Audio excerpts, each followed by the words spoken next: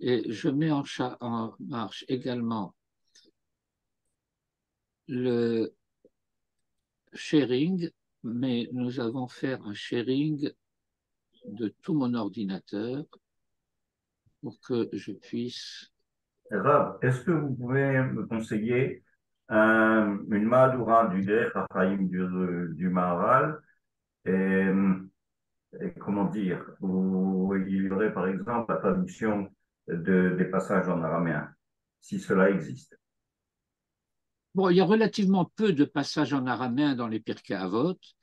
Il y en a quelques-uns. Il y a une Mishnah de Hillel avec l'histoire du crâne qui flotte sur la rivière. Bon, il y a il y a une édition classique qui est l'édition de Londres, qui s'appelle l'édition Honig. Euh, Notre ami, le Rav Uri Cherki, a l'habitude de dire que dans cette édition, il y a à peu près autant d'erreurs que de pages. Je ne suis pas sûr qu'il n'y en ait pas plus.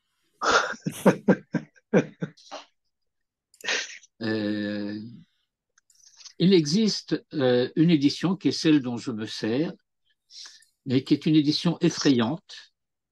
C'est l'édition du Rav Hartman, qui est, je ne sais plus, en 5 ou 6 volumes.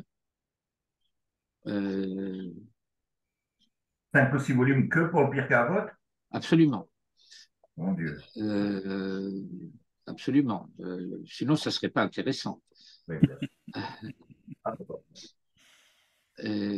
pas pour moi. Écoutez, c'est très simple. Je viens d'acquérir, parce que le Rav Hartman n'arrête pas de travailler. Hashem Yevarech Oto, il a un rendement extraordinaire. Il a édité donc les Pirkei Avot, il a édité le commentaire du Maharal sur Rashi, le Gourarié, Be'er Hagolah, Tiferet Israël, Netzach Israël, Gvurot Hashem, un certain nombre de chapitres de Netivot Olam, et là récemment, il a publié le commentaire, enfin son édition du Drush à la Torah, qui était la dracha de Shavuot prononcée par Maharal à Poznan. Et auparavant, il avait publié le Drush, le Shabbat Hagadol, qui est donc une dracha de Shabbat Hagadol du Maharal de Prague à Prague. Le Drush, le Shabbat Hagadol et le Drush, la dracha de Shabbat Hagadol et le Drush à la Torah sont des textes qui doivent représenter à peu près, je dirais, une trentaine de pages dans les éditions classiques. Alors,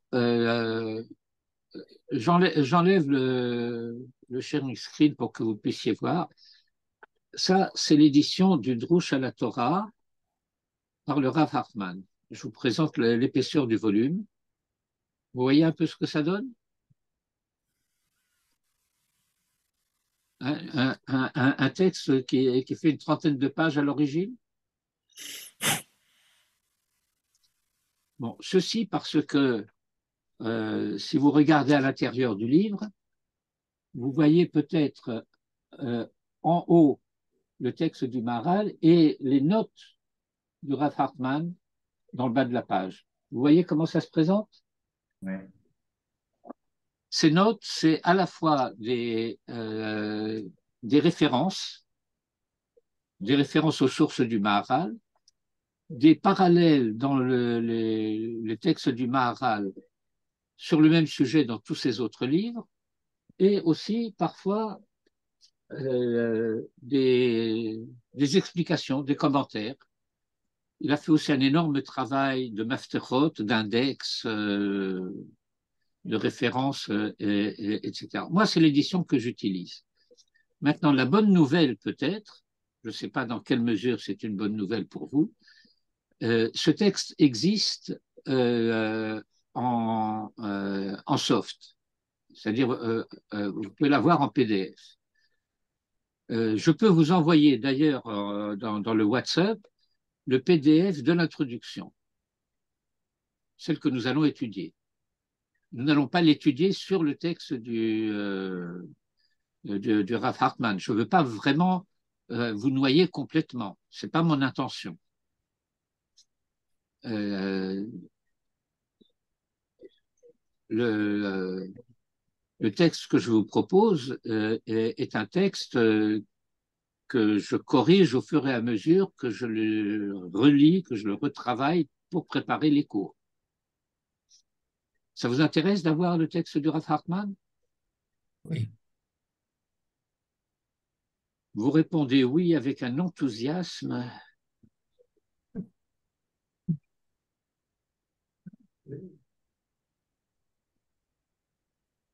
Dankner.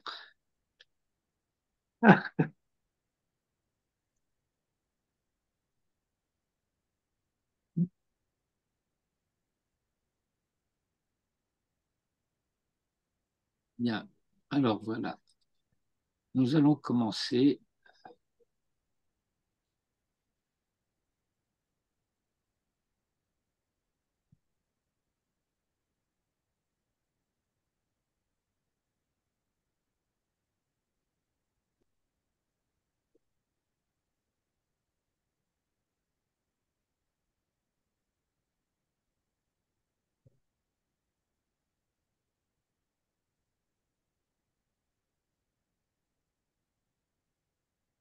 Bon, alors je vais commencer par vous envoyer la version en cours, en double interligne, de l'introduction sur laquelle nous avons travaillé. Et je vais vous envoyer maintenant, dans un instant, le texte du original, enfin original, du Mar.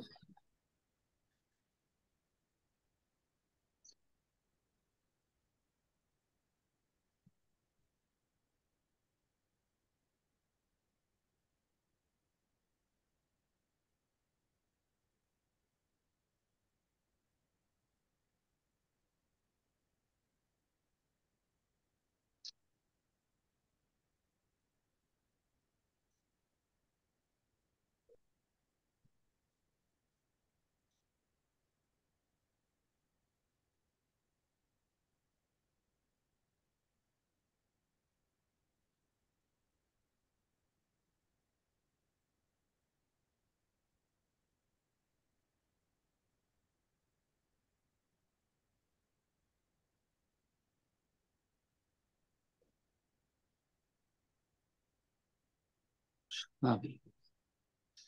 Ah, peut-être que je l'ai dans le Zoom finalement.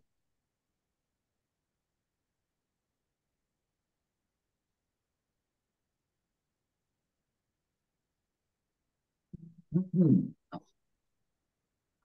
c'est une erreur.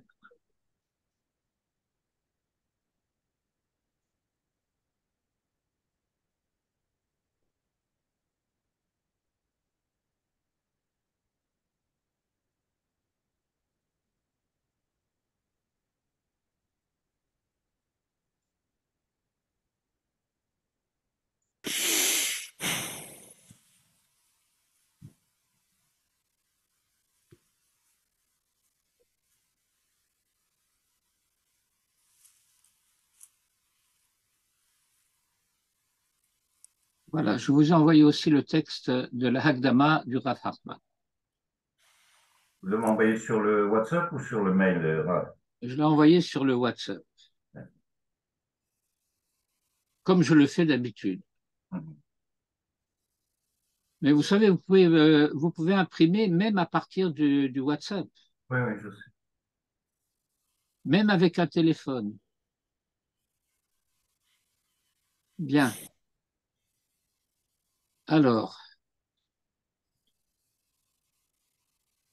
c'est en train d'enregistrer. Je me remets en share screen. Alors, vous voyez, ça, c'est le WhatsApp. Vous avez le texte que nous allons étudier et le texte de Rav Hartman. Et maintenant, nous revenons à notre texte à nous. Les caractères sont assez grands ou vous voulez que j'agrandisse? C'est très bien. Un petit peu plus grand. Enfin, mais je peux arranger dans mon ordinateur.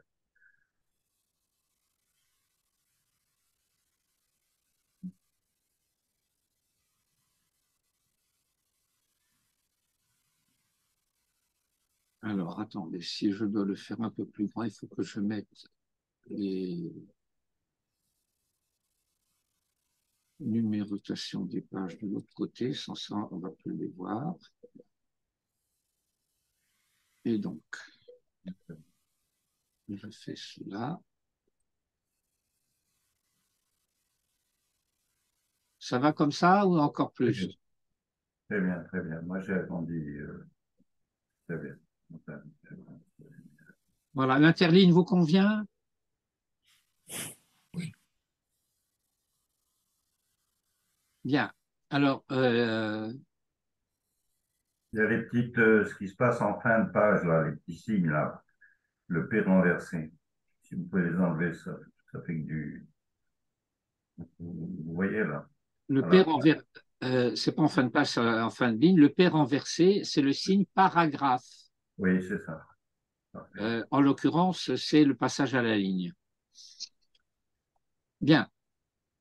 Alors, l'intention du Maharal, dans son introduction, qui constitue donc une introduction à son commentaire sur les Pirkei Avot, et à travers l'introduction à son commentaire sur les Pirkei Avot, c'est aussi une introduction générale aux Pirkei Avot eux-mêmes.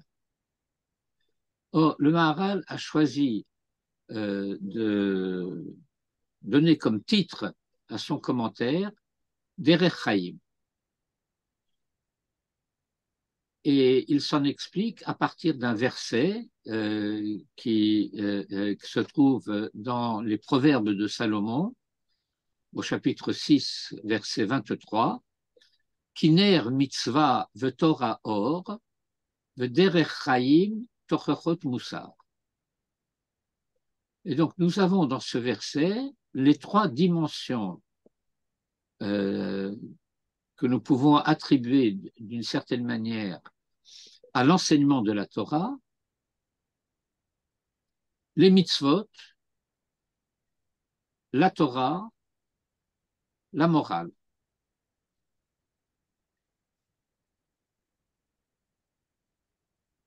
Les mitzvot qui sont dans le verset comparés au nerf.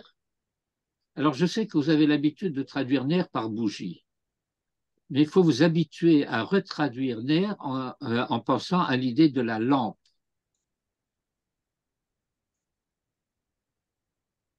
Alors la mitzvah est une lampe,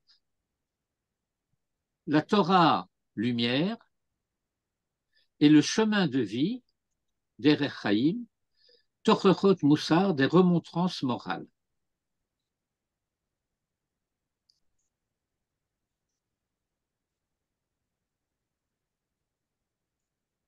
Et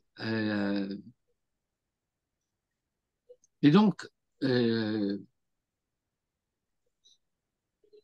l'allusion, c'est que le commentaire du Maharal Derech Chaim est un commentaire au Pirkei Avot. Ce sont les Pirkei Avot qui sont les Tochachot Musar. Et le Derech Chaim, c'est en quelque sorte ce qui ouvre la voie pour accéder à ces Tochachot Musar. Nous avons l'habitude de traduire Musar par morale. Et par conséquent, nous avons des idées préconçues concernant le contenu de ce que c'est que le Moussar. Alors, il va falloir nous réhabituer à travers le Lashon HaKodesh à mieux comprendre de quoi nous parlons lorsque, en français, pour parler du moussard, nous traduisons par la morale.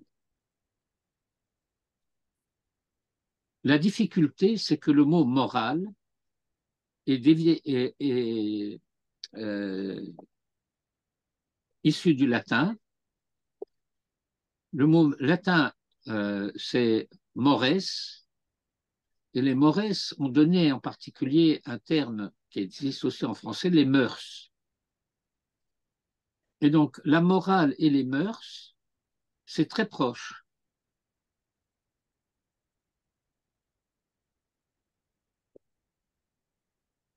Il y a beaucoup de personnes, j'en ai connu une particulièrement importante d'ailleurs, et que je respecte beaucoup, qui n'aimait pas que l'on parle de morale juive. Parce que, disait-il, la morale doit être universelle. Sur le fond, il a raison. Mais dans la réalité du monde, il n'en est pas ainsi. Parce qu'il existe une morale naturelle qui est à peu près commune, à des variations près, à l'ensemble de l'humanité.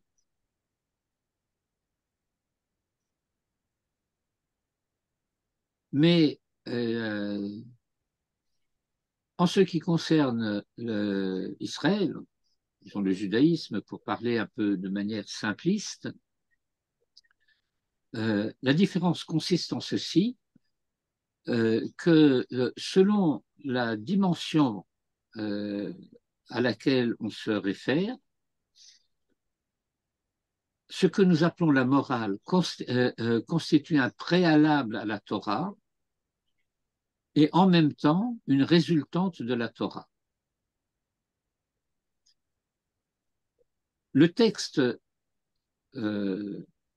l'expression classique du Lashon HaKodesh pour parler de ce que j'ai appelé la morale jusqu'à présent, c'est Derech Eretz. Derech Eretz, les chemins du monde, les voies du monde, les voies terrestres, tout ce qu'on peut imaginer à ce sujet, c'est donc une référence à la manière de se conduire.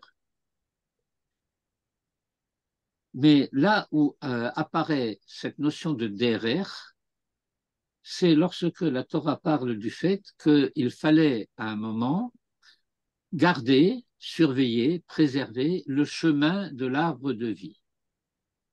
Lishmor derer etz hachaim. Et derer, c'est derer eretz, etz hachaim, c'est la Torah. Et donc, la Torah, et comme dit la tradition, Derech Eretz kadma la Torah. Derech Eretz a précédé la Torah. L'histoire du monde ne commence pas par le don de la Torah. L'histoire du monde commence par l'histoire des 20 premières générations de l'humanité, de Adam jusqu'à Noach, de Noach jusqu'à Abraham. Et puis après, il y a encore 6 générations de Abraham jusqu'à Moïse. Et en réalité, ce sont ces 6 générations de Abraham à Moïse que nous appelons Derer Eretz Ha'avot, que nous traduirons provisoirement la morale des pères, et qui rend possible aux fils de recevoir la Torah.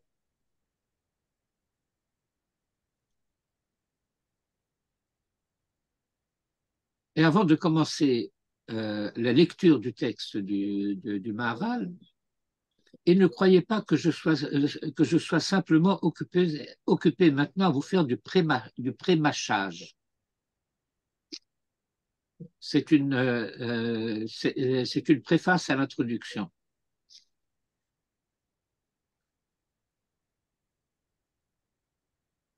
Eh bien,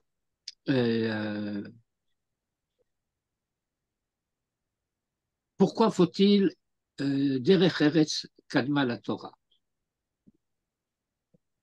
Il y a une illusion, et je dis bien une illusion, qui consiste à croire et à faire croire que par l'enseignement de la Torah et des mitzvot, de la Torah et des conduites de la Torah, on peut moraliser les gens.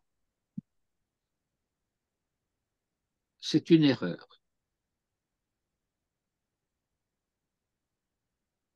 Essentiellement parce que ce n'est pas l'objectif de la Torah. L'objectif de la Torah n'est pas de rendre les gens moraux. Ceci pourquoi? C'est parce que la Torah, a priori, ne s'adresse qu'à des gens qui déjà sont moraux.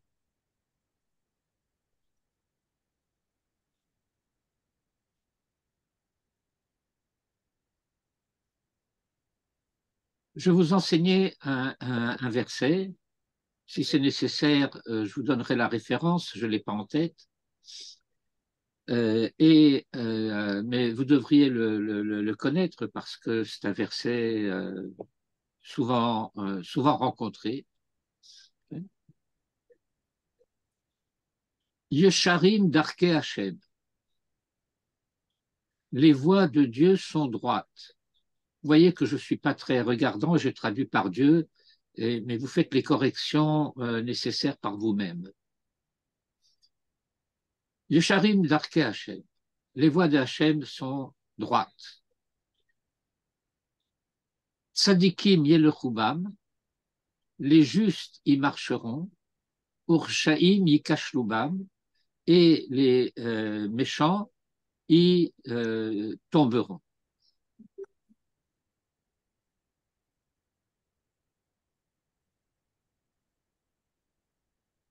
Alors voilà que nous avons un verset qui nous dit que sur les chemins de Dieu,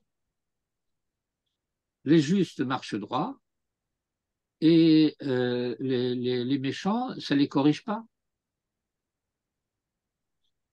Ils tombent, ils y trébuchent, ils cachent l'oubam, keshel, la chute. Et le Talmud nous dit tranquillement, à propos de la Torah et de l'étude donc de la Torah et de tout ce qui se rapporte à la Torah, Zacha, s'il est méritant, Naset lo sam chaim, la Torah est pour lui un filtre de vie, filtre pH, hein, pas avec un F. On ne filtre pas la Torah. Un breuvage de vie, si vous voulez. Zacha naset lo sam chaim. Lo zacha, s'il n'est pas méritant, naset lo sam mavet, c'est pour lui un poison.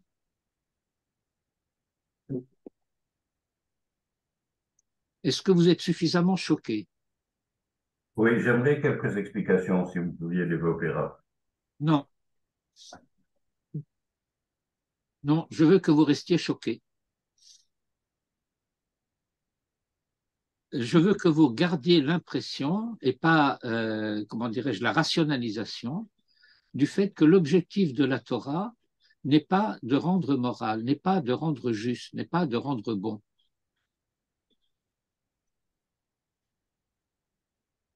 Je peux poser une question?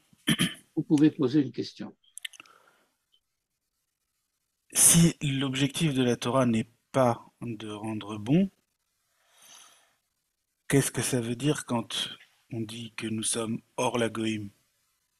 Ah, mais attendez, je ne vous ai pas encore dit quel était l'objectif de la Torah. Ah, d'accord. Non, mais parce que ça suppose que le sens moral donc préexiste à la Torah, de la Torah, mais donc qu'il est universel et que la référence qui permet de savoir ce qui est bien ou mal par rapport à la morale n'est pas révélée et intrinsèque au genre humain. Ce Oui, qui... alors la première partie de votre analyse est exacte, la deuxième ne l'est pas. Euh, C'est ça qu'il faut... alors, voilà, si vous voulez, la démarche. C'est que la préoccupation morale est universelle. C'est-à-dire que quelqu'un qui est en bonne santé euh, physique, intellectuelle et spirituelle veut le bien. Il y a des gens qui ne sont pas en bonne santé intellectuelle, spirituelle, etc., et qui veulent le mal. Ça existe. Le rachat,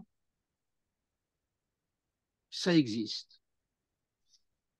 J'ouvre une toute petite parenthèse pour dire que nous n'avons pas de mot en français pour traduire ce que dit l'hébreu quand il dit rachat. Mais ça existe. On aura à y revenir.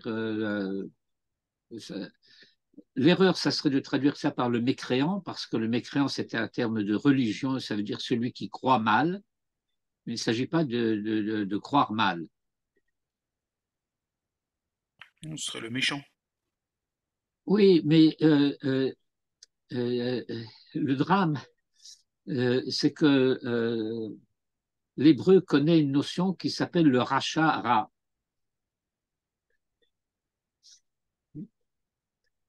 Et donc, il y a un rachat qui non seulement est rachat, mais il est rat. Bon, mais il y a le sens commun, il y a toutes sortes de significations. Il faut à chaque fois préciser à quel niveau de langage on se situe. Et donc, je disais que lorsque l'homme est en bonne santé, à tous les points de vue, il préfère le bien au mal. Le problème, c'est que selon le climat, selon toutes sortes de critères que les ethnologues et les sociologues déchiffrent avec plus ou moins de bonheur, la définition de qu'est-ce que c'est le bien varie d'un endroit à l'autre. Prenons par exemple le monde arabe d'avant l'islam. Eh bien, le bien, c'est de prendre ce qui appartient à la tribu voisine. Ça s'appelait la razzia, les biens et les femmes.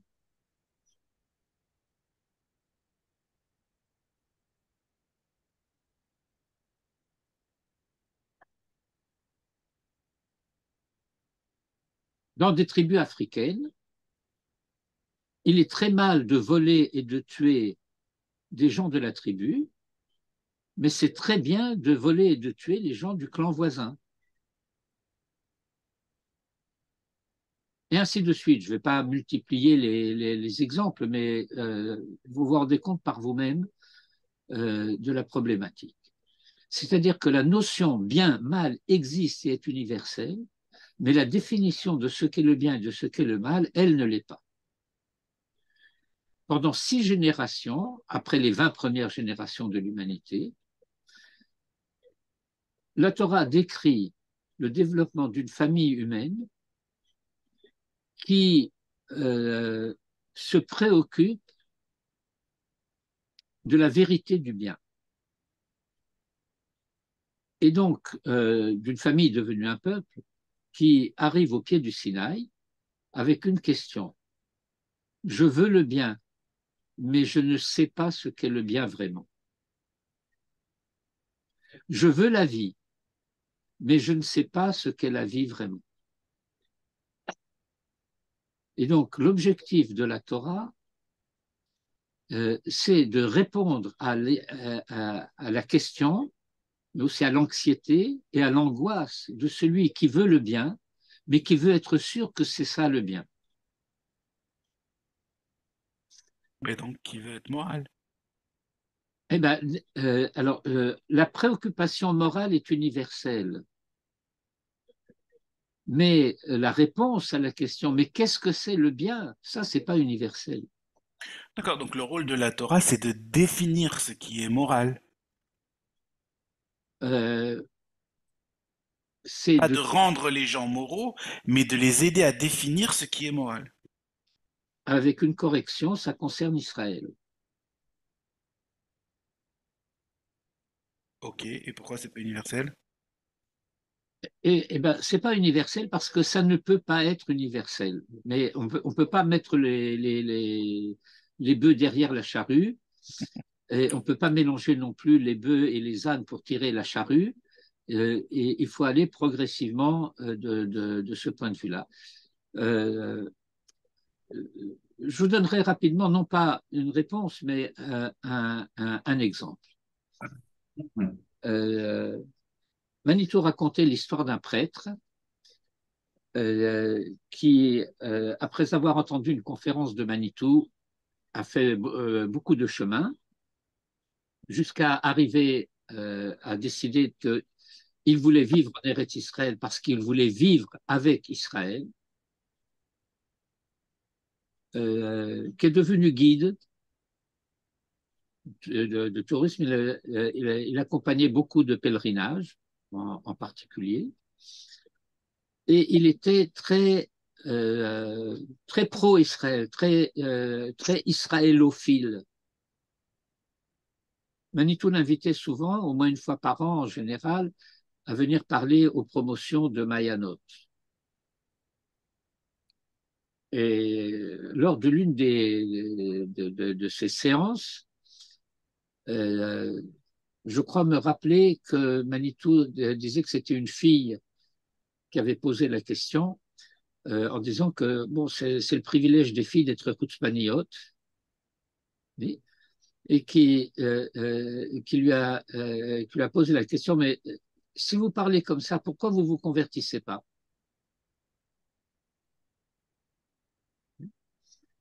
Et sa réponse a été, eh bien écoutez, voilà, moi je suis alsacien, et j'aime la choucroute. Si je me convertis, je ne pourrais pas manger la choucroute.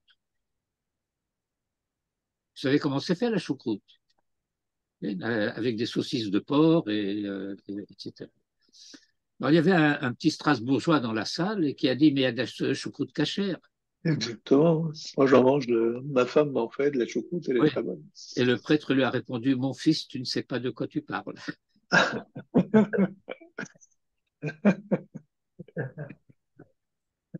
Appelez-nous le nom du père, arabe. Je ne le connais pas. Et si je Non, l'ai mais c'est connu, pas celui qui est dans une église à proximité de la ligne de démarcation, Sainte-Anne ou quelque chose comme ça. Le écoutez, père. je ne sais pas. Si je l'ai su, je l'ai oublié. Ah. Bon. Et Vous c'est avez entendu parler de lui, en tout cas.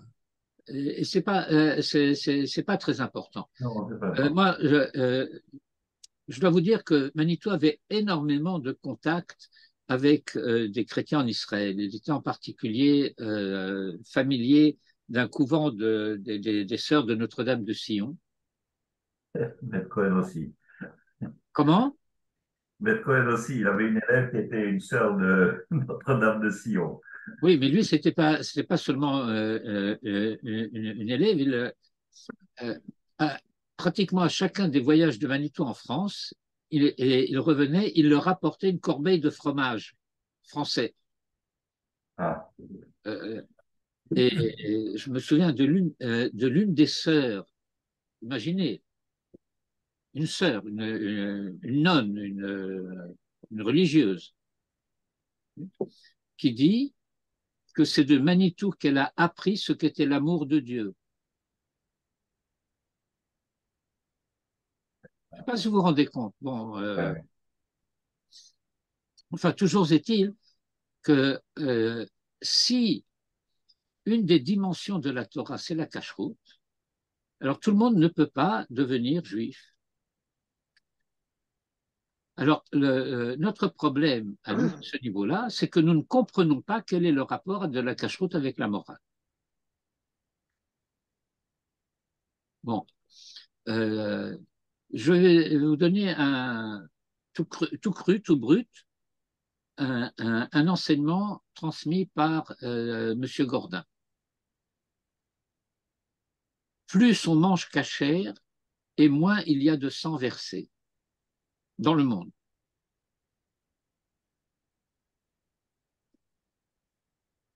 C'est vrai. Comment ça marche? C'est un autre sujet. Mais C'est vrai. voilà, ça c'est le rapport. D'accord.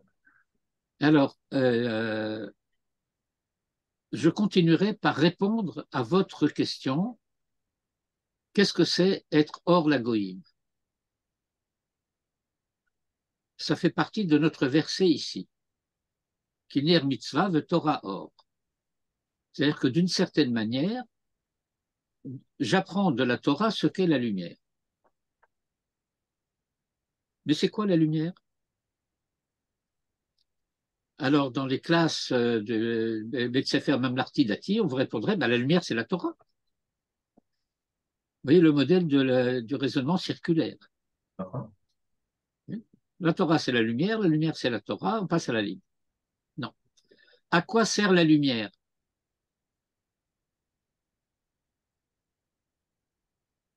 Voir clair. Oui. C'est-à-dire que la lumière Montrer le sert à... chemin. Non, la lumière sert à éclairer. Je vous dis une banalité, là. La lumière, ça sert à éclairer. Non, elle permet d'avancer aussi. Non, mais vous confondez les causes et les effets. Il faut d'abord commencer par comprendre que la lumière, ça sert à éclairer. Pourquoi on a besoin d'éclairer? Entre autres, pour pouvoir avancer, pour pouvoir lire, pour pouvoir y voir clair, toutes ces explications, etc. Mais ça, c'est la finalité, c'est le but. Mais l'essence de la lumière consiste à éclairer. Et alors, lorsqu'on dit que Israël est hors la Goïm, ça veut dire que Israël peut éclairer les Goïm. Ça ne veut pas dire que Israël doit être le point de mire des Goïm. La lumière, ça ne sert pas à être regardée, ça ne sert pas à être vue, ça permet de voir. Or, si nous disons que chaque nation, chaque société, chaque civilisation a une valeur qui lui est propre, elle a beaucoup de valeurs, mais elle en a une qui est plus particulièrement celle qui est son âme, sa nefesh, bon. Je ne sais pas si vous vous souvenez, il y a un poème d'un auteur du Moyen Âge, non, c'est plus vers le 16e, 17e siècle. France, mère des arts, des arbres et des lois, tu m'as nourri du lait de tes mamelles. Or, comme un agneau qui sa nourrit s'appelle, j'emplis de ton nom les antres et les bois. Vous vous rappelez de ce poème? C'est un poème de Dubélé. C'est du Bellay, soit du Bellay. Donc, c'est du bas Moyen-Âge. Le près contemporain de Ronsard. Vous avez vu le petit poème de Ronsard que je vous ai envoyé? Oui. Ah, tiens, je n'ai pas vu. Ouais. Ah, vous n'avez pas vu ça, mais c'est extraordinaire. Non, Non, non seulement c'est extraordinaire, mais c'est totalement authentique. Ah bon? Ah, écoutez, c'est... Dommage, Jean-Charles. Oui, non, il est sur quoi? Il est sur WhatsApp? Oui. Il avait 4 siècles d'avance. Bon, ben je vais revoir. Alors, attendez, c'est très court. C'est très court. Dommage pour moi. Non, je vais vous le lire. Ça vaut vraiment la peine. Alors, c'est Ronsard.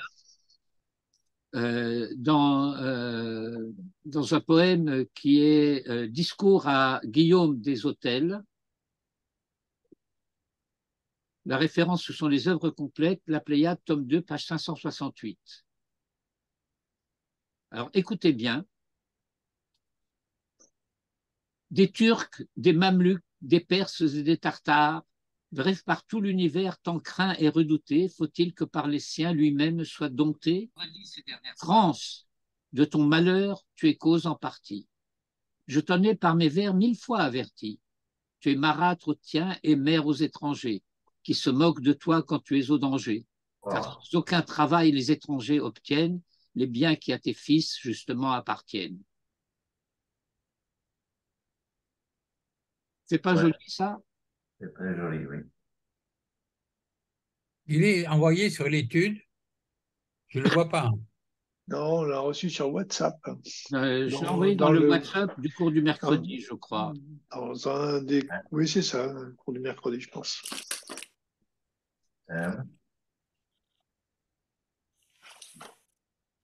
Bon, alors je reviens à notre sujet. Alors, lorsque nous disons que Israël est hors la Goïm, c'est pas pour que les Goïm prennent Israël pour modèle. c'est pas interdit, mais c'est pas l'objectif principal. Le fait d'être hors la goïm, c'est le fait que Israël aide les goïm à respecter leurs propres valeurs.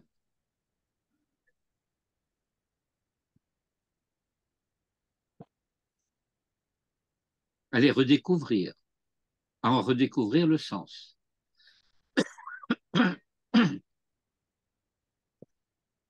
Et je vous rappelle cette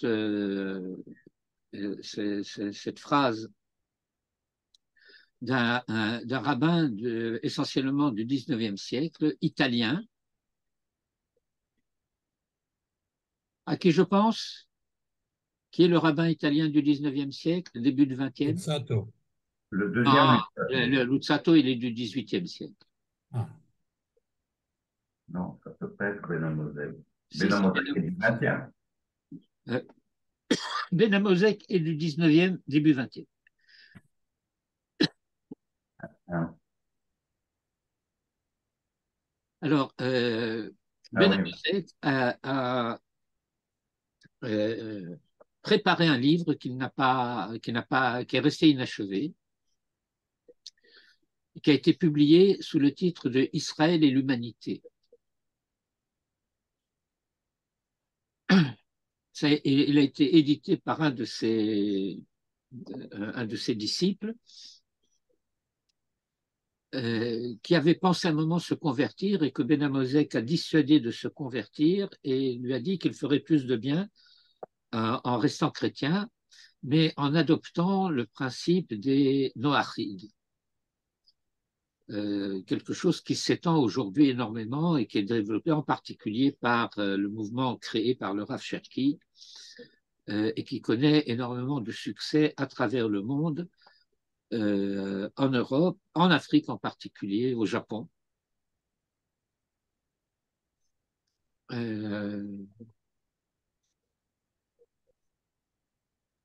Et alors, ce livre a été publié aux éditions Malbin Michel. Enfin, ils en ont publié un condensé. Et ces sauvages ont supprimé l'introduction, qui est pratiquement la partie la plus importante du livre. Alors, dans l'introduction, Eli Benamoseg, Zichro Livracha, a une phrase merveilleuse. Et dans cette phrase, il dit en substance la chose suivante. Chaque nation est une perle. Israël est le fil du collier.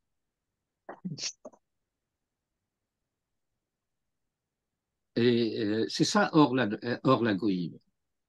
Le fil du collier, c'est ce qui assure l'unité de l'ensemble, qui unifie toutes les valeurs.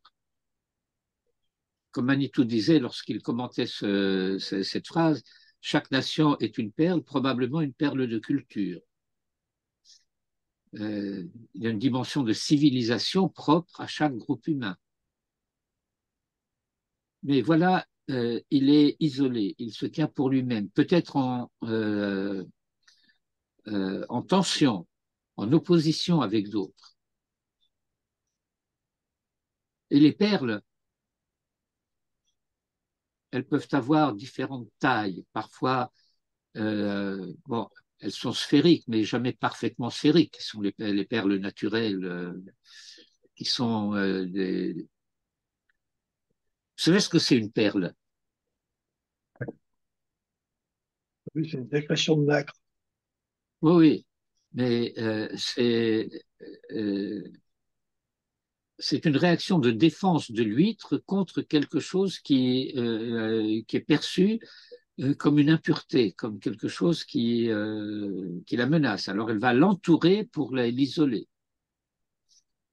Elle va, bon, et donc elle va avoir des couleurs différentes, des nuances différentes, etc.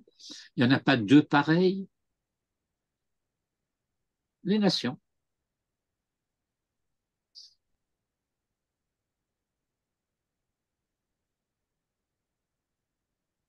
Et il y a à l'échelle d'Israël quelque chose qui est parallèle à cela et qui sont les tribus d'Israël et les familles dans les tribus.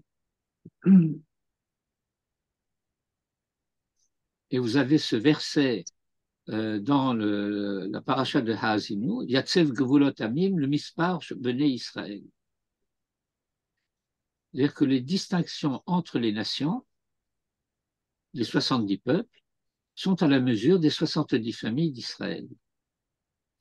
Et il faut que les 70 familles d'Israël soient unies pour que Israël se présente comme un face à l'universel de l'humanité, pour pouvoir reconstituer cette universalité de l'humanité autour d'Israël, fil du colis. Et c'est pourquoi il y a des mitzvot qui sont donnés à Israël et pas aux goyim.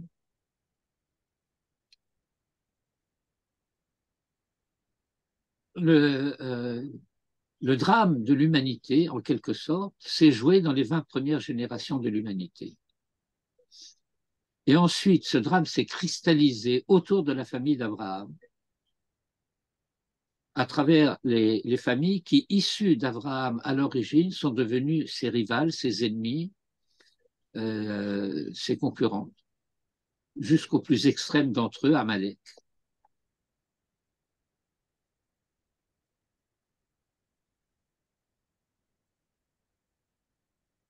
Et alors, je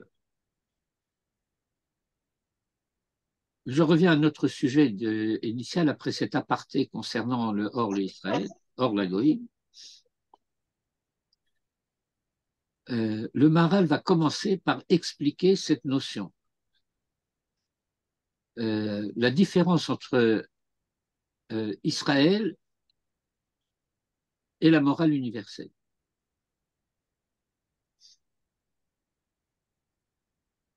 Et ici donc ce verset de Michelet, Kiner mitzvah ve'torah or ve'derech chaim tochachot musar. Ha'adam, asher bara Hashem yitbarach al ha'adama.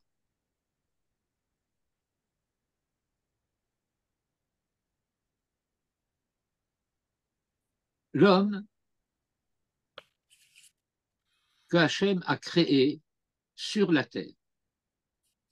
Adama, c'est le sol, c'est pas. Et on ne sait pas ça que Dieu a créé l'homme sur terre. Qu'est-ce que vous comprenez de cette phrase Ha'adam asher bara Hashem yitbarach al ha'adam? Pour ramener l'homme à sa dimension, qui est une dimension, j'allais dire, terrestre. Avec mission. Écoutez, deux remarques. D'abord pour Jean-Charles. Ce que vous dites, nous le savons. On n'a pas besoin du Maharal pour nous dire Al Ha'adama. C'est vrai. Même pas pour nous le rappeler. Deuxièmement, du point de vue de la méthode, n'allez pas chercher loin. Restez proche de ce que le texte que nous essayons de comprendre dit, et lorsque vous posez la question, répondez à la question et pas à une question que vous vous poseriez à propos d'une réponse éventuelle qui aurait été donnée à une question préalable. Bravo. Très bien.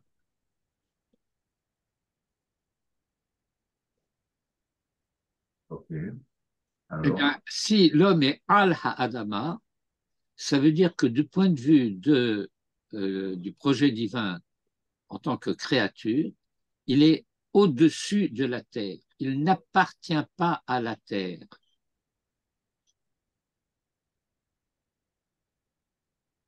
Et donc, il ne s'agit pas de rabaisser l'homme pour le mettre les pieds sur terre.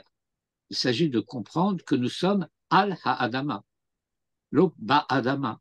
il n'est pas écrit Me'al Adama. Mais pourquoi vous voulez dire me'al? Si vous disiez me'al, ça voudrait dire que c'est issu de la terre. C'est pas vrai. Ah. Il est créé sur la terre. Euh,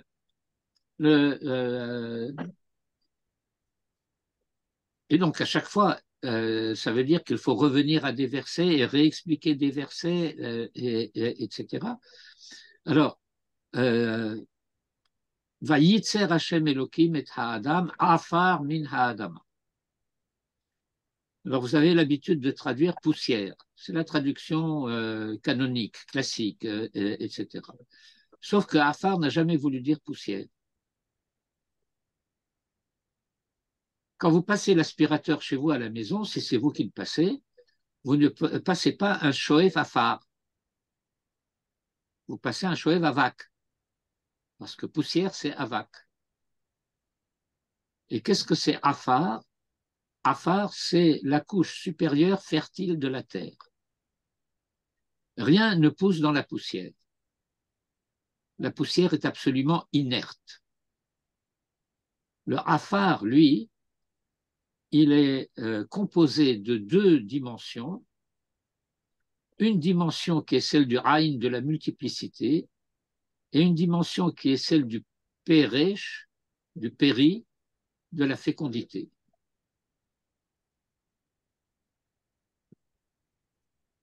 Poétiquement, on pourrait traduire humus, pour dire que le homo, il vient de humus, mais c'est de la littérature. Et le humus, il est al ha'adama.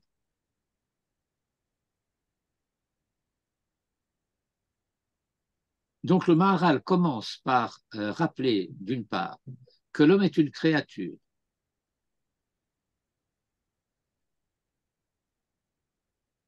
Il y aurait un commentaire à faire, je le signale simplement, mais je ne veux pas trop me disperser, si j'ose dire.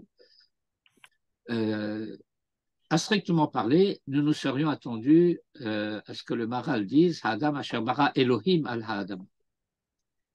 Parce que Bereshit bara Elohim. Mais il dit Hashem il bara. Quelle est la différence entre Elohim et Hashem?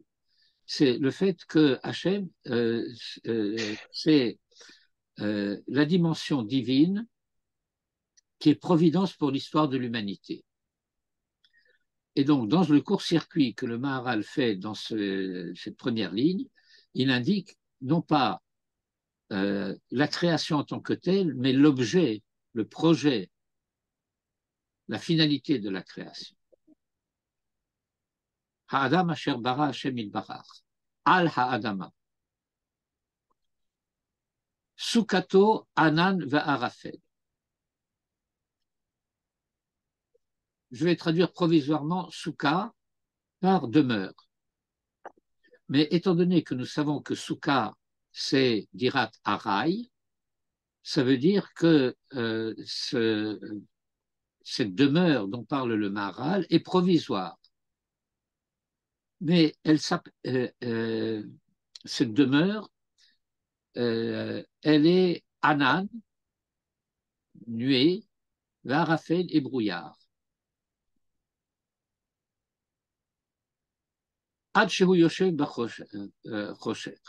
Au point que il demeure dans l'obscurité. Velo or, sans lumière. Si vous pouvez monter le texte, là.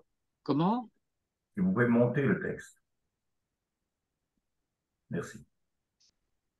Alors, donc, la phrase Sukato anan ve'arafel asher ad shehu yoshev b'chosher velo or.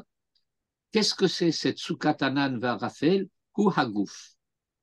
C'est le corps.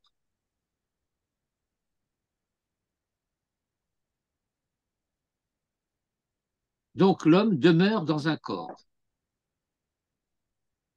Cela signifie, avant toute autre chose, que l'homme ne se réduit pas à son corps. Pas plus qu'il ne se réduit à son âme. À certains égards, nous pouvons dire que l'homme est à la fois corps et âme, mais lorsque le Maharal dit Sukato Anan Varafel, c'est-à-dire que cette dimension que nous appelons Adam, eh bien, elle est située quelque part, elle est logée quelque part. Elle est réelle, concrète. Elle a un corps. Mais ce corps, il est défini par le Maharal comme étant Ha'akur va'achosher. Comment vous traduisez Akur? Il est à court de lumière, mais ça, c'est du français. Sombre, c'est pas à court sombre, non? Non, Non. non. Euh, Sombre, il le dit après. oui, Rochette, mais Déraciné. Comment? Chose à court, c'est une chose déracinée.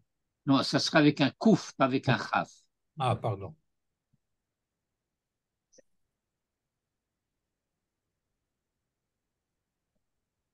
Alors, vous avez une assonance.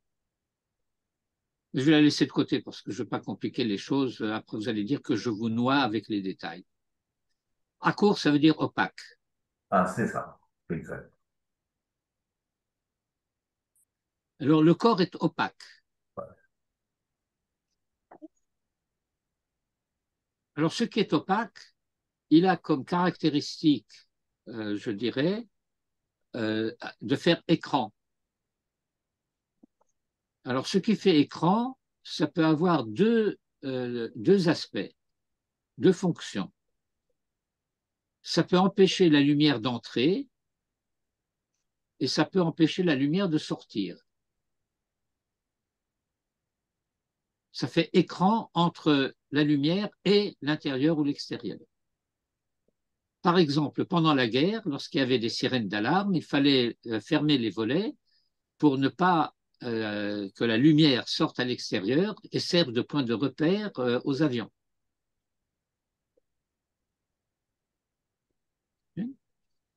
Et puis, quand c'est l'été et que c'est le plein soleil, on va fermer les volets pour que la lumière et la chaleur du soleil ne pénètrent pas trop à l'intérieur de la pièce.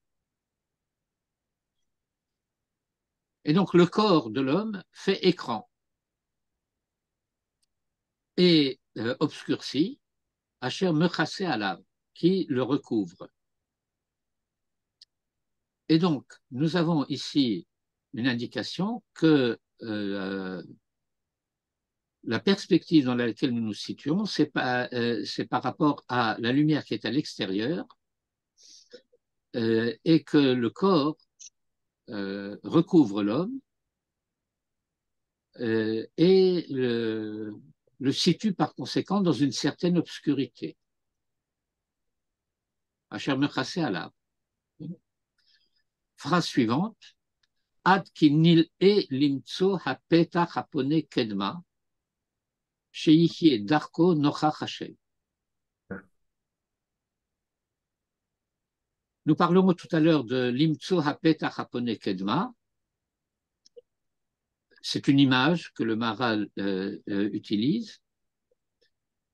Et le mot important ici à déchiffrer, c'est le mot nil'e.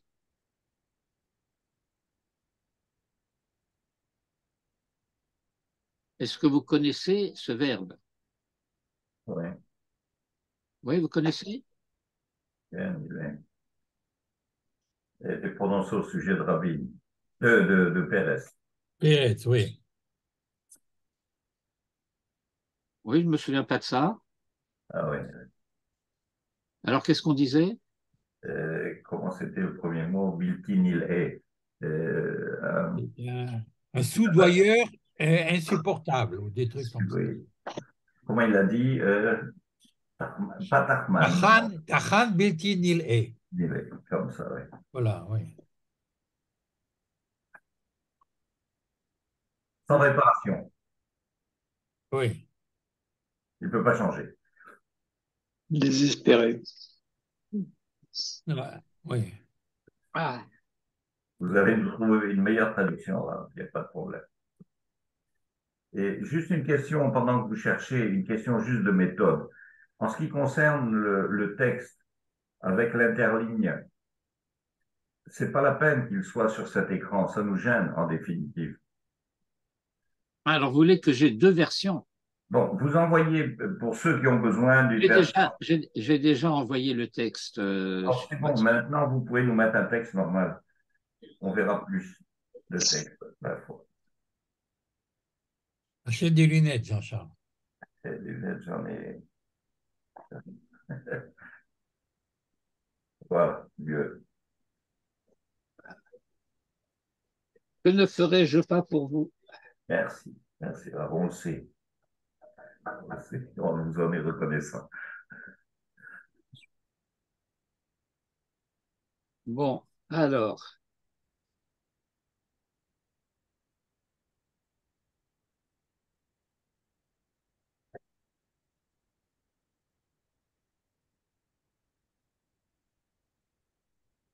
Ne parle que du gouffre pour l'instant, n'est-ce pas? oui, pour l'instant, on parle du gouffre. Et il cherche une porte de sortie. Non, ne cherche pas une porte de sortie. Akinil a limso petach. Oui, Nil E. Nil a. Oui, Nil e. Nil E, limtso hapeta hapone kedma. C'est pas n'importe quelle porte qu'il cherche. C'est la porte qui est tournée, orientée vers l'Est, vers l'Orient. Alors,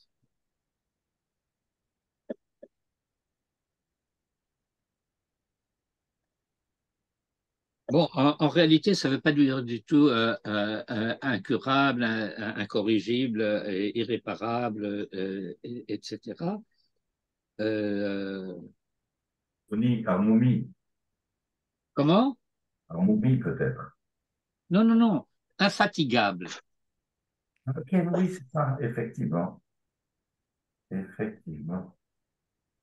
N'arrête pas. Oui.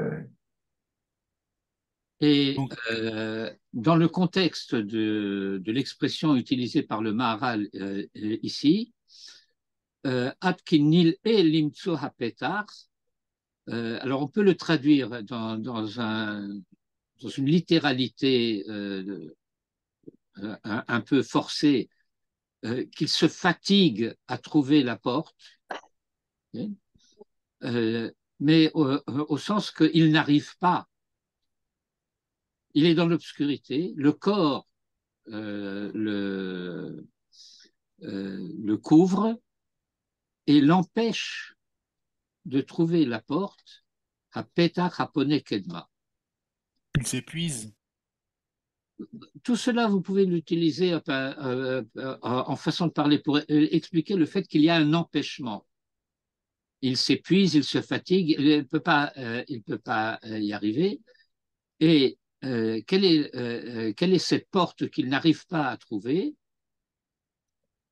Petach Hapone Kedma, Sheyichye Darko Nochach Hashem, afin que son chemin soit face à Hachem. Nous allons traduire provisoirement cette expression un peu poétique de la part du Maharal, de dire, eh bien, euh, nous, nous sentons, nous pressentons qu'il y a une exigence en l'homme créée et qui, quelque part, comme on aime à dire aujourd'hui, quelque part, quelque chose en lui se souvient de cet être de créature et qui souhaiterait par conséquent pouvoir être devant Dieu, marcher sur la voie de Dieu, mais il n'y arrive pas, il ne peut pas. Pourquoi? Parce qu'il a un corps qui l'en empêche. Torque des Dibourg, Attendez, Arkidma. attendez un instant, Torque des Dibourg, et avant de continuer, il faut quand même rappeler que ce corps, c'est Dieu qui l'a créé.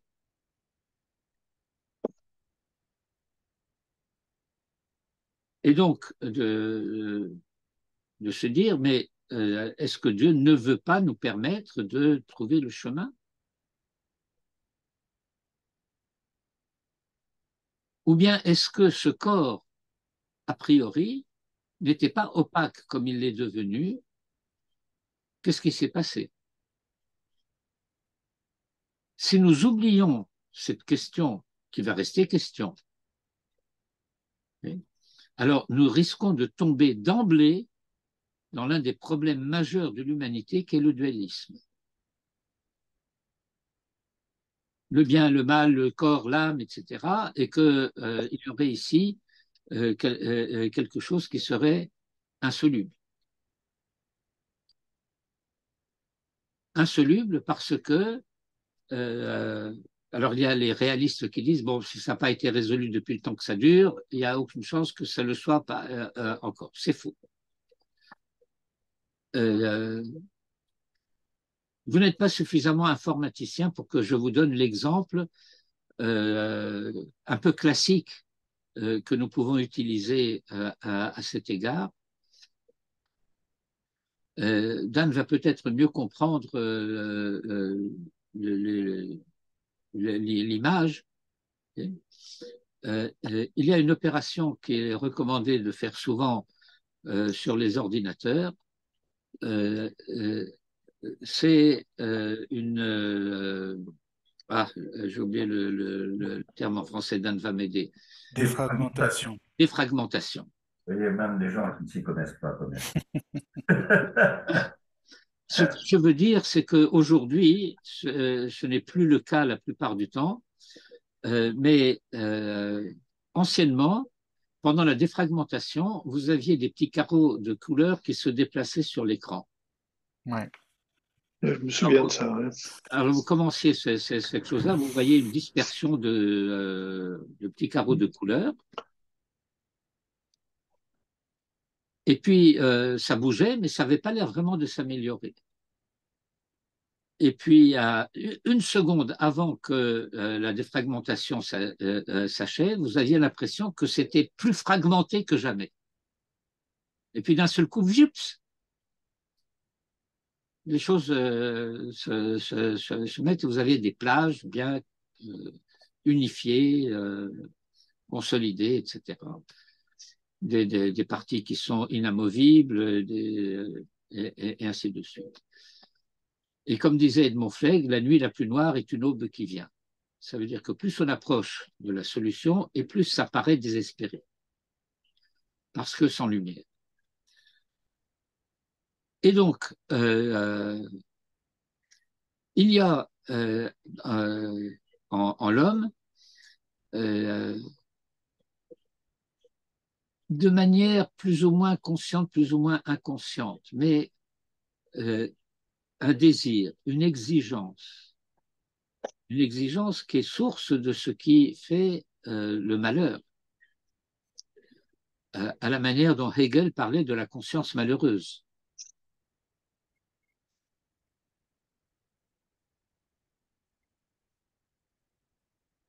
Je ne trouve pas le chemin.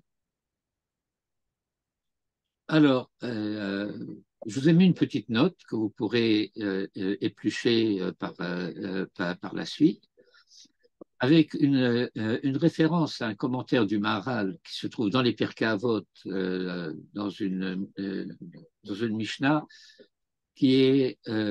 alors, je fais une petite remarque technique en passant. Les Pirkei Avot sont un texte dont les références ne sont pas unifiées. J'entends par là que la division en chapitres est reconnue par tout le monde, Perek Rishon, Perek Sheni, etc., les 6 chapitres du Pirkei Avot. Mais les divisions en Mishnayot diffèrent d'une édition à l'autre, d'une version à l'autre. Dans les éditions classiques, il s'agit de la Mishnah 11. Chez le Maharal, il s'agit de la Mishnah 14. Ça veut dire qu'il y a dans les éditions classiques plusieurs passages qui sont unifiés sous une seule Mishnah, alors que chez le Maharal, c'est subdivisé en plusieurs Mishnayot. Mais bon, comme indication. Et cette Mishnah, dans le commentaire du Maharal, est commentée à partir d'un verset des psaumes où le roi David dit Achor va kedem tsartani. Tu m'as formé par devant et par derrière. Achor va kedem. Un arrière et un devant. Le visage et la nuque.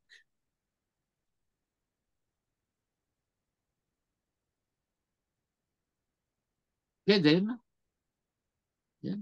c'est le visage qui est tourné vers l'avenir. Vous avez un paradoxe dans cette racine, Koudalet même. Ce paradoxe, c'est que c'est la même racine qui va parler de l'origine et du progrès. L'origine, Kodem. Le progrès, Kidma.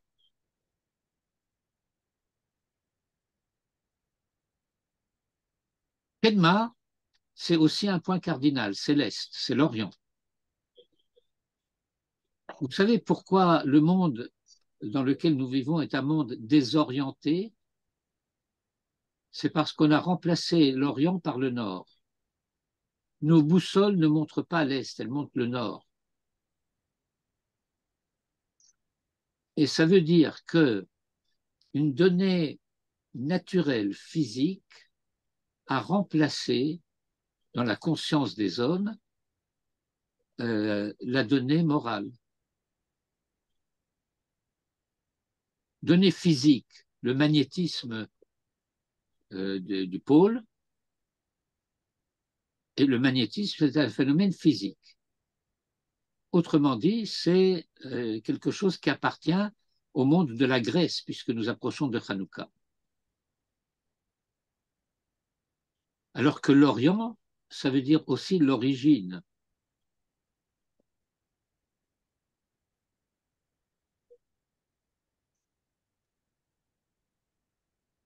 Vous avez un roman, je crois que c'est Steinbeck, à l'est d'Éden. Quelqu'un de vous se souvient de ça? Oui, oui. Oui. C'est très joli, très, très bien. Et on en a Et fait très beau film aussi. un très beau film avec un acteur qui est mort très jeune. Ah oui, Ouais, James Dean, je pense. James Dean. Oui. Eh bien, à l'est d'Éden, c'est un verset de la Bible. Oui, oui. Kidmat Eden. Kidmat Eden. Et donc, Limtso Hapeta Hapone Kedma, on peut le comprendre du point de vue du sens de l'expression. On ne peut pas trouver la porte qui conduit vers l'avenir parce qu'on a perdu l'origine. C'est une paraphrase, ce n'est pas une traduction. De telle sorte que le chemin soit Nochach Hashem. Nochach Hashem, ça veut dire en présence de Dieu. Et Nochach, ça veut dire aussi en face de.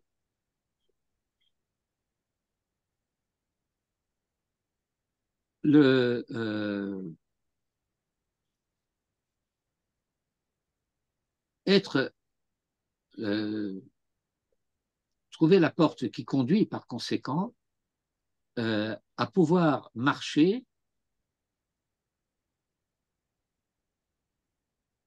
sur la voie divine, comme je parlais tout à l'heure de Tzadikim Yelchouba, Urshaim Yekashrouba.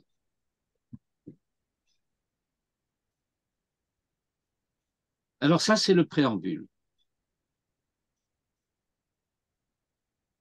Mais cet homme qui ne se réduit pas à son corps, il possède aussi un sechel. Sechel, c'est l'intellect, c'est la raison. C'est, pourrions-nous dire, une dimension en l'homme que nous connaissons, sauf chez les matérialismes invertébrés, enfin invétérés, qui disent que ce sont purement et simplement des réactions physico-chimiques qui se passent dans le cerveau. Les hommes sont conscients du fait que la dimension intellectuelle en eux, la raison, n'est pas matérielle, n'est pas physique. En tout cas, pas seulement. Et donc, dit le Maharal à partir de la ligne 11, Ve'af im zohar ha-sechel, ve'nitzutz shelo, lo le-enaim, le horot lo haderer asher yelech bo, en hadavar hazeh, רק מה שראוי לאדם לעשות מצד שהוא אדם. Longue phrase, je ne sais pas toute la phrase, et le Maharal commence à dire, oui, mais l'homme est doué de raison. Il a une intelligence, il a un intellect. Cet intellect, il a une lumière, un zohar. Alors, par exemple, lorsqu'on parle du Sefer HaZohar, les traducteurs disent le livre de la splendeur, etc. Alors, la lumière a un certain éclat.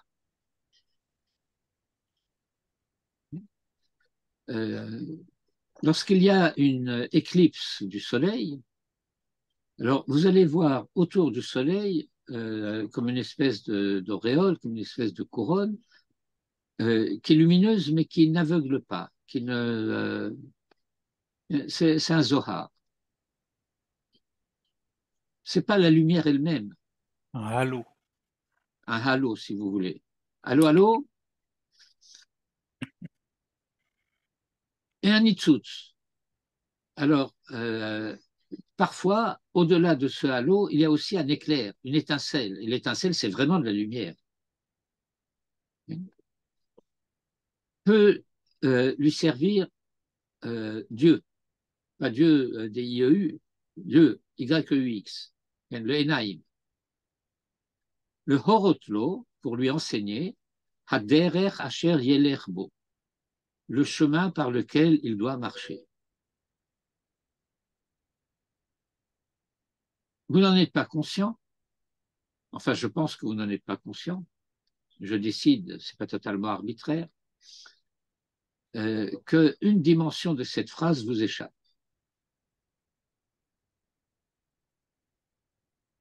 Parce que vous n'avez pas étudié le début de Masechet Kiddushin. Si vous avez étudié le début de Masechet Kiddushin, en particulier Daf Bet Amud Bet, alors cette dimension dont je dis qu'elle vous échappe ne vous échapperait pas. C'est que le mot derer, en hébreu, je devrais dire en Lashon HaKodesh, est un mot, j'ai failli dire amphibie, en réalité androgyne. C'est un mot qui existe au féminin et un mot qui existe au masculin. Comment commence la Masechet Kiddushin? Haïcha Niknet, בשלושה דרכים. הדרכים. Beshalosh Drachim. Et la Gemara va poser la question à sa manière habituelle. HaTorah kula milshon zachar neemra. La Torah parle au masculin. Alors pourquoi nous dit-on que la femme est acquise par 3 drachim au féminin? Puisque shlosha c'est masculin et shalosh c'est féminin, n'est-ce pas? Vous connaissez ce paradoxe de l'hébreu.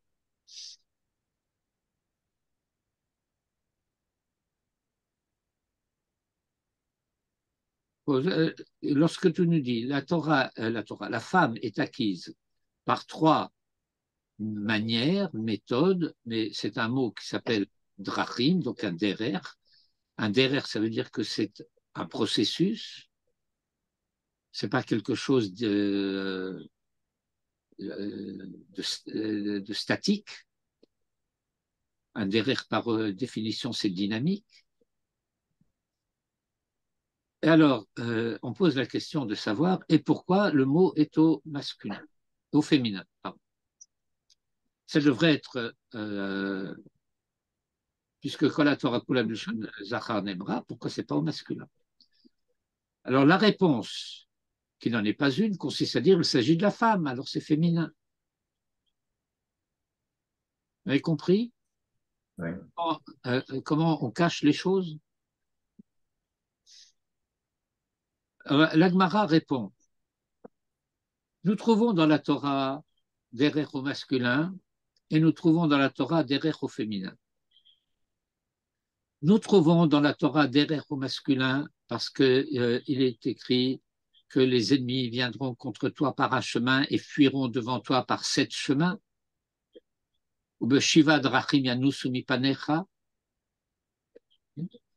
Et on trouve Torah au féminin, lorsque Yitro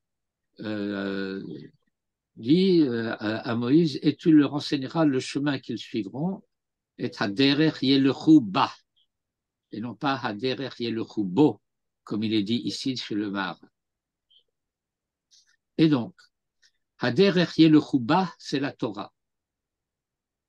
Haderer yelechu bo, ce sont les chemins que suivent les hommes sur la terre, en particulier la guerre.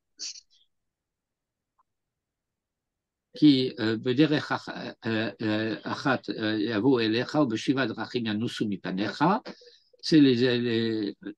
ils sont tous ensemble pour venir te faire la guerre et ils fuient devant toi par 7 chemins différents. La panique. Et donc lorsque le Maral dit le horot lo haderech asher yelech bo, ça veut dire qu'il ne s'agit pas de trouver la voie de la Torah.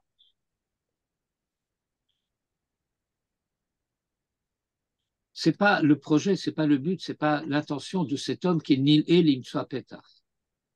Il cherche un chemin, le chemin qu'il doit suivre.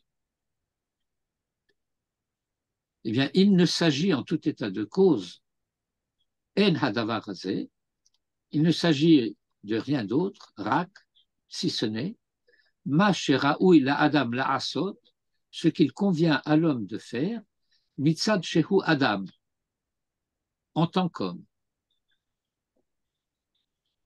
Ce que, jusque dans les années 60, peut-être 70, Manitou traduisait par escalité d'homme.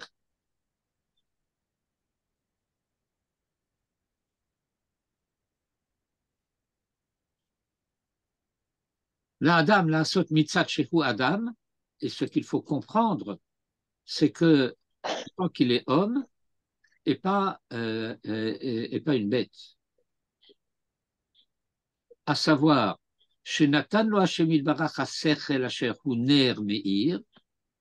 que Dieu a donné à l'homme la raison, l'intelligence, l'intellect, qui est une lampe qui éclaire, c'est une réminiscence d'un verset du livre de Job. Et le hilo ici, ça peut être donné le halo du français. Mais la lumière diffuse en quelque sorte de cette lampe du Sechel sur sa tête qu'il est. Yeda ma sheyase mitzat shel. Il sait quoi faire en tant qu'il est homme et pas une bête. Au cours des dernières semaines, nous avons souvent entendu des commentateurs divers et variés, pour ne pas dire avariés, qui ont qualifié les terroristes du Hamas d'être des fauves. C'est leur faire trop d'honneur. Ce ne sont pas des bêtes féroces, ce ne sont pas des fauves. Les fauves ne font rien si ce n'est pour se défendre ou pour manger. Les fauves ne font jamais le mal. Ce n'est pas des chayot teref. Ce n'est pas non plus des fous. Parce que dire que ce sont des fous, c'est leur ôter toute responsabilité. Ils ne sont pas non plus des animaux, parce que d'une certaine manière, comme je l'ai dit d'abord, les animaux sont paisibles.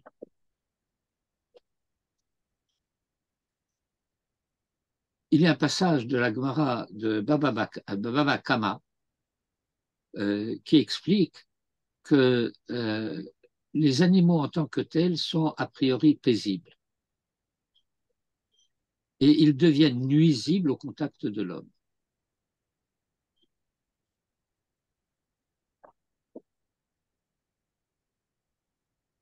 Alors, mitzat shehu Adam, ça veut dire que l'homme, en tant qu'il est homme et non pas une bête. Ça veut dire que l'homme a une dimension naturelle, mais ce n'est pas la dimension naturelle de l'animal. L'animal a des instincts. L'animal a une certaine intelligence de survie. Certains appellent ça un instinct de survie.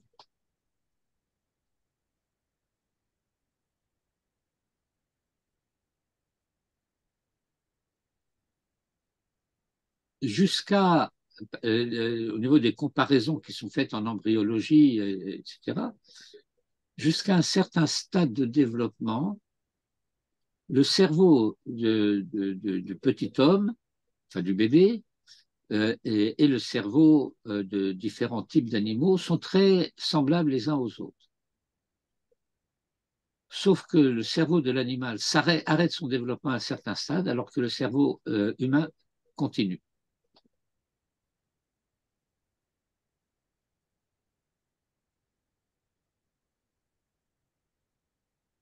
Et donc, En d'autres termes, il est peut-être plus long à se développer, hein. comment? Il est peut-être plus long à se développer quand on voit la maturité des animaux lorsqu'ils sortent du ventre de leur mère. Ils sont beaucoup plus prêts à affronter C'est pas le, le monde. oui, c'est pas le cerveau qui est plus proche, c'est le corps. Oui, si vous voulez, mais enfin, Ah le oui, le cerveau. poussin. Mais non, mais c'est le Je, je- corps. Mais le poussin sort de l'œuf et commence à picorer. Bah, par exemple, mais pas que, hein. D'une façon générale, tous les animaux ont une maturité beaucoup plus importante à la Leur sortie. corps. Et le corps il est quand même géré par le cerveau, non? Mais alors, le corps géré par le cerveau, comme vous dites, va être mature beaucoup plus rapidement que celui de l'homme.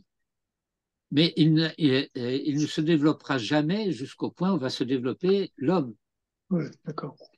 Bon, alors, une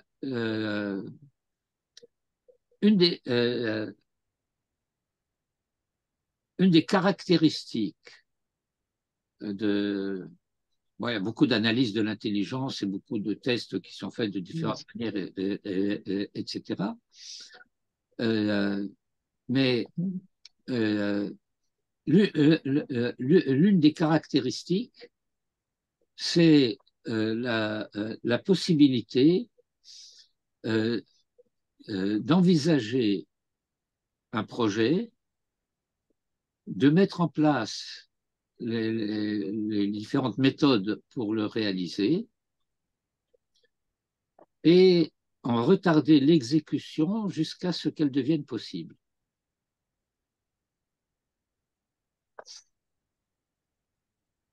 J'ai lu il y a très longtemps un article sur une des manières d'attraper un singe.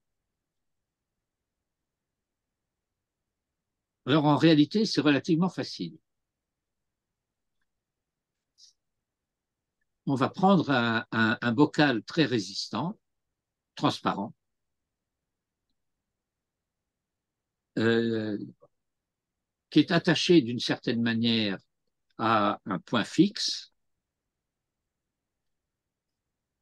On va mettre dans ce récipient une banane. Alors le singe peut entrer sa main à l'intérieur du bocal pour attraper la banane, mais une fois qu'il referme son poing sur la banane, il ne peut pas la sortir du bocal. Parce que la main ouverte, la main comme ça, okay, elle est plus fine que le poing fermé. Et donc le singe n'arrive pas à sortir son poing du bocal.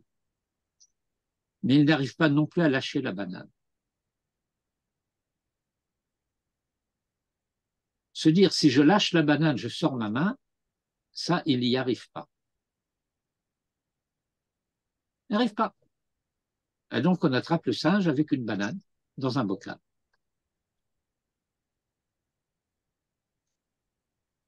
Bon, c'est un exemple.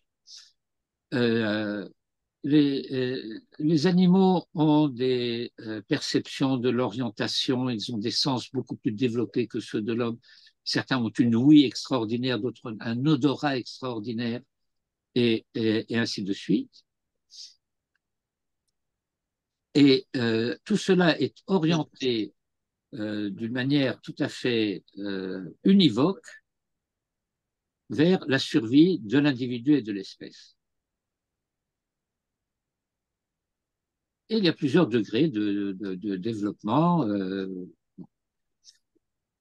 J'imagine que si les dauphins avaient des bras et des jambes, ils pourraient se développer d'une autre manière que ce que leur permet le fait de n'avoir qu'un peu des nageoires. Bref, il paraît que c'est très intelligent, les dauphins. Et dressable. On peut les dresser à faire toutes sortes de choses très intelligentes. Bref. Toujours est-il que ce que le Maharal nous dit ici, c'est que l'intelligence humaine va lui permettre à l'homme de réaliser toutes sortes de choses en tant qu'il est homme,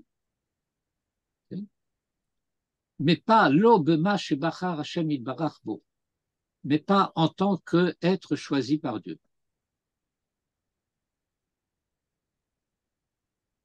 Et jusqu'ici, il s'agit de l'homme, de ce que nous appellerions l'homme en tant qu'être de nature. Comme au Shehem Israël, au contraire de ce qu'est Israël, chez Bachar Hashem Yitbarach Bahem, que Hashem Yitbarach a choisi Mikol Ha'amim d'entre tous les peuples, Vedavar Zeh, et cette chose-là, où le Ma'ala Mina Sechel Ha'enoshi est au-delà de l'intelligence humaine. Ça veut dire que le Maharal nous introduit dans ces quelques lignes que nous venons de lire au fait qu'il y a quelque chose qui va faire l'objet d'une révélation à laquelle la cervelle humaine, la raison humaine, ne peut pas parvenir à elle-même, et que si cette révélation n'est pas reçue, n'est pas obtenue, alors l'homme reste avec toutes les ressources qui sont très grandes de la raison humaine, qui lui permet de s'orienter sur Terre et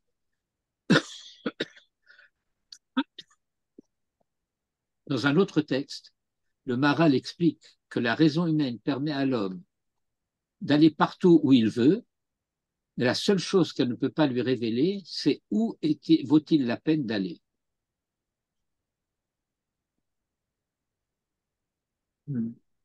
Et lorsque on dit lui permet d'aller partout, ça veut dire que lorsqu'il ne peut pas y arriver tout de suite, il va pouvoir fabriquer les outils qui vont lui permettre de dépasser cette limite. On est limité par la mer. On va trouver des bateaux qui permettent d'aller en mer. Il y a des navigateurs qui sont partis avec une flottille. Ils sont arrivés avec un bateau parce que les autres, ils se sont perdus en mer, ils ont coulé, ils ont fait demi-tour. Et finalement, on a dompté la mer. Et on a dompté les airs. Et on arrive dans l'espace.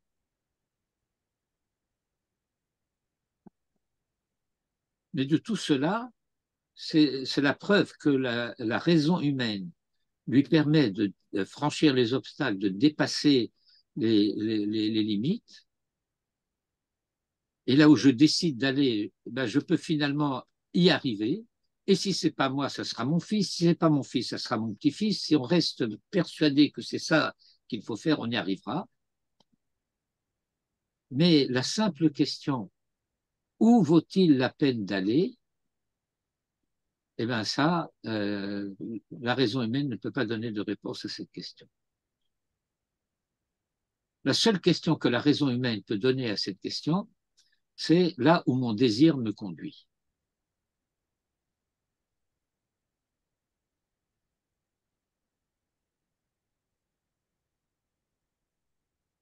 Je vous signale que dans l'édition actuelle que vous avez sur les écrans, cette introduction fait 23 pages. Bon, bien entendu, c'est parce que il y a beaucoup de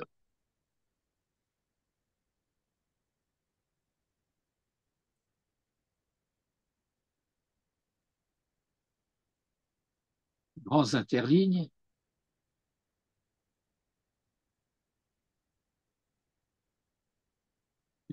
Si nous supprimons beaucoup de ces interlignes, le texte va bien entendu se réduire.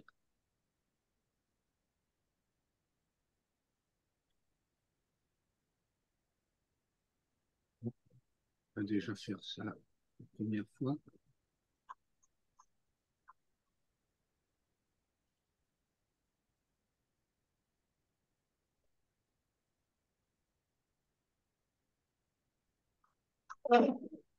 Dans sa version originale, moi, je l'ai en 9 pages. Comment? Dans sa version originale, la première version que vous avez envoyée, je l'ai en 9 pages. Oui, parce que c'est un interligne simple. Oui, c'est ça. Et là, ça s'est réduit de 23 à 15. Et je vous signale que de tout cela, nous avons lu quoi? Une dizaine de lignes?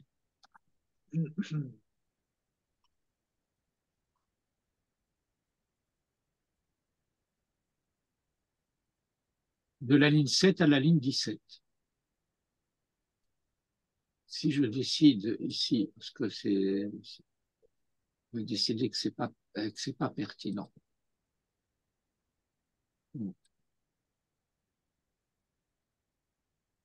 Si on numérote depuis le début du texte, eh ben, on est arrivé à la ligne 11.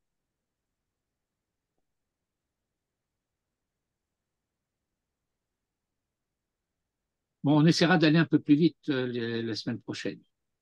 Très bien. Quelqu'un s'est aventuré à traduire le texte en français? Ben, nous venons de le faire. Oui, non, sur la totalité des commentaires du Maral de Prague. Absolument pas. C'est dur. Absolument pas. Il y a un livre qui a été traduit par, je crois, ou Beno Gross ou. Beno Gross a traduit Netzach Israël. Ça. Oui, je l'ai, celui-là.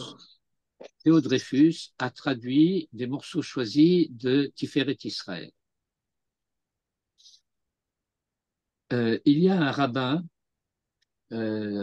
qui s'appelle Berg, je crois. Non, c'est les éditions Berg. Je dis une bêtise.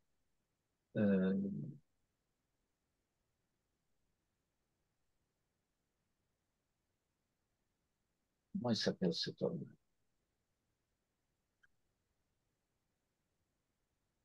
Édouard Gourevitch. Édouard Gourevitch qui a traduit Be'er Agola, le puits de l'exil.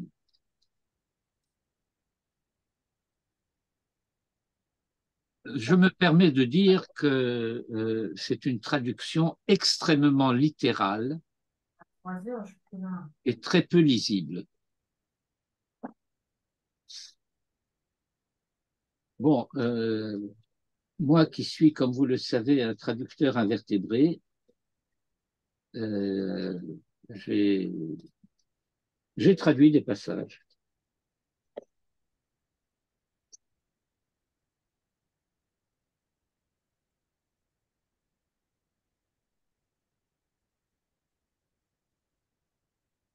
Bon, j'ai commencé à lire la traduction du Puits de l'exil par Gourevitch. Ça a été traduit, ça a été publié aux éditions Berg International. C'est fatigant.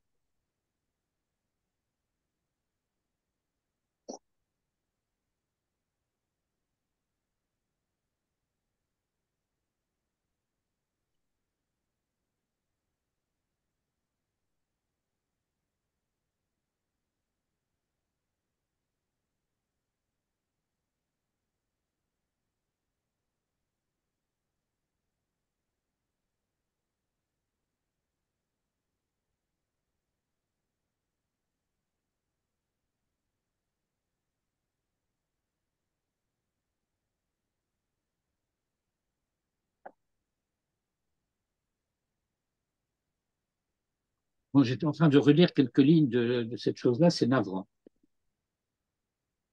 C'est navrant. Ouais.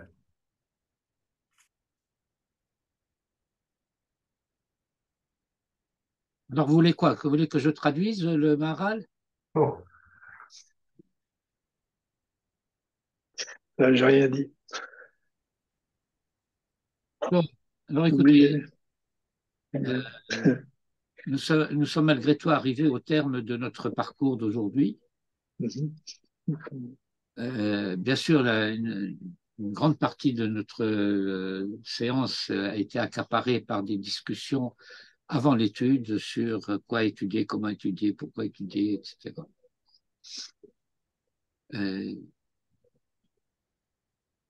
Vous voulez qu'on aille plus vite, que je traduise plus directement et que j'explique moins, ou que vous êtes satisfait de ça? Non, moi, ça me va bien, ce rythme. Moi aussi. Ouais, c'est très bien. La vitesse n'est pas importante. Oui, absolument. Très bien comme ça. Jean-Charles? moi, je préférais qu'on aille plus vite, mais